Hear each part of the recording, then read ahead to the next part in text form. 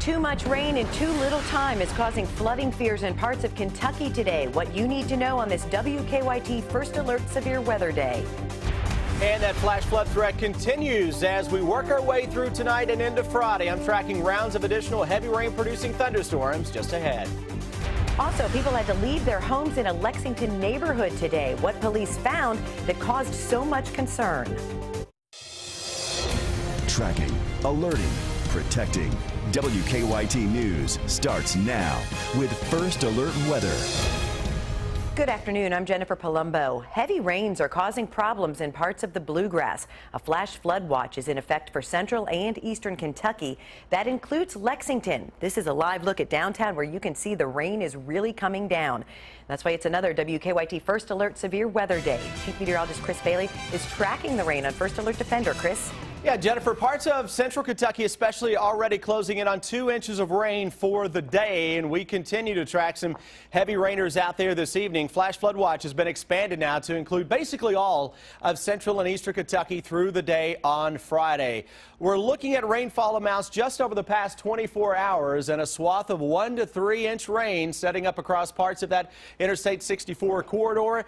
A little bit of a void. Then we get into southern Kentucky with some very heavy rains as well, including the flooding we had last night into parts of Pulaski County. Live First Alert Defender getting busy again with heavy rain producing showers and storms all over the Lexington bluegrass region. And it's one of those times when you're going to look at all the radars and the rainfall rates are actually exceeding what the radars would suggest in this type of a setup. So you're going to get a lot more rain than maybe even what your radar is going to be looking like. Torrential rains here coming into parts of Georgetown, right on top of the downtown Lexington area. That extends a little farther to the west as well. Here's our live sky cam.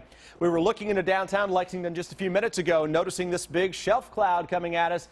Shelf cloud gets over top of you. The skies begin to open up. That is exactly what we are seeing as of now. Had some flooding earlier in the day in northern parts of Madison County. You got some more rain coming toward the Red House area where you had some roads that were shut down because of high water a little earlier. Scattering of showers and thunderstorms increasing across eastern Kentucky. Hard hit parts of Pulaski County. Not a whole lot going on now, but look to our west. Skies are darkening. Russell Springs, Columbia, and points to the west as showers and thunderstorms continue to explode across the central and western parts of the bluegrass state. And Jennifer, all of that's going to continue to work its way toward the east. It's a trend that carries us into the start of the holiday weekend. I'll come back in a little bit and talk about additional rainfalls with the full forecast here in about 15 minutes. Thank you, Chris. Several homes had to be evacuated in a Lexington neighborhood because of what police found in a neighbor's house. Lexington police discovered a meth lab while trying to serve a warrant at a home in the 3600 block of Crosby Drive. That's off Man of War. It's been an active scene all afternoon with crews just leaving the home in the past few minutes. WKYT's Sean Moody is live at the scene with our top story at 4. Sean?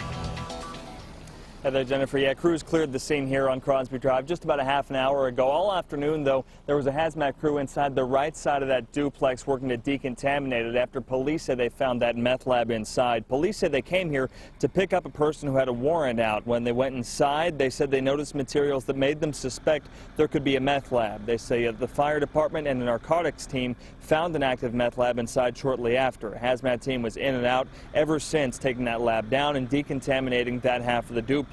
Police said firefighters decontaminated 4 people who were inside as well as a dog. They also evacuated the other half of the duplex as well as houses on either side as a precaution. They said at least one of the people inside would likely be charged with manufacturing meth. They're still investigating. People who live nearby said they were upset that this was happening so close to them. I have to be at work, and now I don't want to go to work because I want to find out what's going on in my neighborhood. Now, police haven't identified any of the people who were inside. They say they're still trying to figure out exactly who was involved. Live in Lexington, Sean Moody, WKYT. And police tell us no one was hurt. A tornado and storms caused problems in Pulaski County last night. The National Weather Service now says an EF0 tornado touched down in the western part of the county, flattening a barn.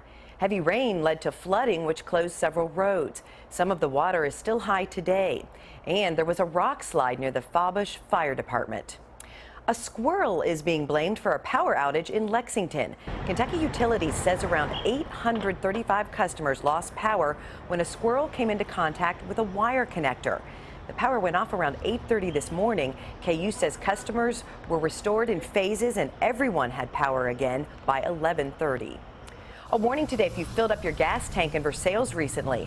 Police say credit card skimmers were found on 2 gas pumps at the Circle K on Yellow Jacket Drive. Police believe the devices could have been there anywhere from 30 to 45 days. If you stopped there and have suspicious charges on your account, you should contact the Versailles Police Department. We're working on a number of other stories for WKYT starting at 4:30. Sam Dick joins us from the newsroom with a look at some of the news in progress. Good afternoon, Sam. Good afternoon, Jennifer. A Lexington man is in jail accused of kidnapping and raping a disabled teenager. Lexington police say that 46-year-old Walker Wright Jr. kidnapped the 15-year-old with the intention of trafficking her. He was arrested yesterday at his home on Kingtree Drive. We'll have the latest on that investigation on WKYT News at 4:30. A plea for help today from a home helping the disabled. The Bob Brown House in Lexington helps the disabled live independently. They need new heating and air units because the old system has been in use since 1975. A new system will be expensive. We have just enough to pay our bills, pay the help, but when it comes to a big improvement like this, we need help. We'll show you how you can help out coming up on WKYT News at 5:30. And coming up on WKYT News at 6, we'll hear from one of 3 county clerks refusing to issue marriage licenses. We talked to the Casey County clerk who sent a letter to Governor Beshear about the issue. He says the Supreme Court's ruling puts him in, quote, a prison. That's a look at some of the news in progress. Jennifer, back to you. Thanks, Sam. Now to stories making headlines across the nation at 4. The Navy's oldest facility had a scare this morning. Reports of gunshots sent employees into a panic. But as Alex Miller tells us, this was an important test for safety at the Navy Yard. The tape is still up, but the all clear has been given on what could have been a very dangerous incident. As the 4th of July approaches, the D.C. area is on alert. What's the chances of lightning striking twice? And, well, you never thought it would happen again. And for a few hours, many thought it did. At approximately 7:29 a.m., a female employee called police from inside Navy Yard Building 197, claiming to hear gunshots.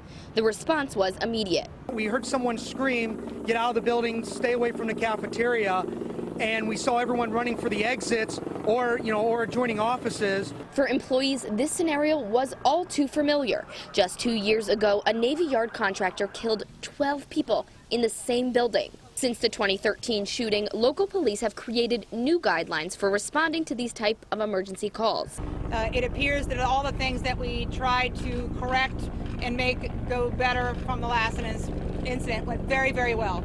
A very smoothly, well-coordinated response here. After every floor, every room was searched, it was determined that there was no shooter and therefore no injuries. The chief did say this was not a hoax. Now, even though it turned out to be nothing, D.C. Police Chief Kathy Lanier says this employee did exactly what she wanted her to do. Lanier says she wants people to call if they hear anything suspicious because she doesn't want anyone to take their safety for granted. Reporting at the Navy Yard in Washington, I'm Alex Miller. Capitol Police had additional police on site, and the Secret Service closed Pennsylvania Avenue in front of the White House. 5,000 people had to leave their homes after a train derailed in Maryville, Tennessee. A CSX train carrying a flammable and toxic substance went off the tracks and caught fire early this morning. Evacuees have been told they should plan to be away from their homes until at least tomorrow. More like it could be an explosion, and if it happens, it's within seconds. I mean, that's how quickly it could actually happen. So he said, go get what you need and leave immediately. People have also been told not to drink well water for now. Bottled water has been given to people living near the scene. It's being called the largest environmental settlement in history. BP will pay $18.7 billion for the 2010 oil spill in the Gulf of Mexico. The disaster killed 11 people and spilled millions of gallons of crude oil into the Gulf. BP has already paid billions to clean up the spill.